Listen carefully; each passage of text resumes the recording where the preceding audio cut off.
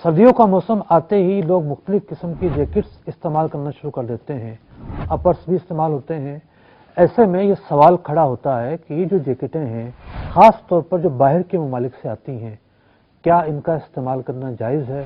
कोई भेड़िए की जैकेट है, कोई जनाब किसी और जानवर से बनी हुई है, ख़ास तौर पर जो हराम जानवर हैं उनसे भी बनी हुई होती हैं। देखिए, इस सवाल के दो जवाब हैं, एक बड़ा ही मुख्तसर और एक तफसीली।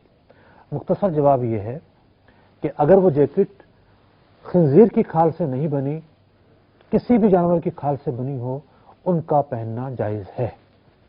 अब रही बात ये कि बाज़ जानवर वो होते हैं जो हलाल होते हैं, बाज़ वो होते हैं जो हराम होते हैं।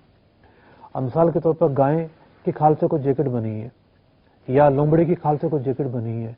गाय एक हलाल जानवर, लोमड़ी एक हराम जानवर। यहाँ आपको दो उसूल समझने होंगे। पहला उसूल ये है कि अगर हलाल जानवर भी शरई तरीके से ज़बह ना हो तो उसका गोश्त भी पाक नहीं होता। मिसाल के तौर पर किसी ने गोली मारकर गाय मार दी या अपनी मौत मर गई तो उसका गोश्त पाक नहीं है, उसकी चर्बी नापाक है।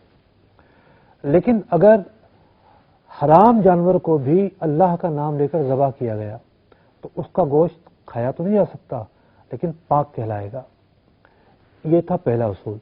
दूसरा उसूल ये है कि कोई भी जानवर यानी खंजीर के अलावा और किसी भी तरीके से उसकी मौत वाक़ई हुई हो, लेकिन उसकी खाल को अलग करने के बाद दबागत कर ली जाए।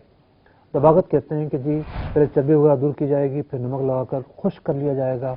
चर्बी वगैरह दूर करने के बाद धूप में भी खुश्क किया जाता है। और आजकल जो मशीनी दौर है, जिस प्रोसेस से इन खालों को गुजारा जाता है, चर्बी बिल्कुल दूर हो जाती है और वो खाल मुकम्मल तरीके से खुश्क हो जाती है। यही वजह है कि मुख्तसर जवाब में हमने ये जवाब दिया था कि खंजीर की नहीं होनी चाहिए, बाकी जिस जानवर की भी ये खाल होगी जिससे जैकेट बनाई गई है, इस जैकेट का पहनना जायज़ होगा। लेकिन यह है कि उलमा ने लिखा है कि जो हराम जानवर हैं, मिसाल दरिंदे हैं, कुछ शेर है, लोमड़ी है, तो इनकी चीज़ें पहनने से तकब्बुर आता है।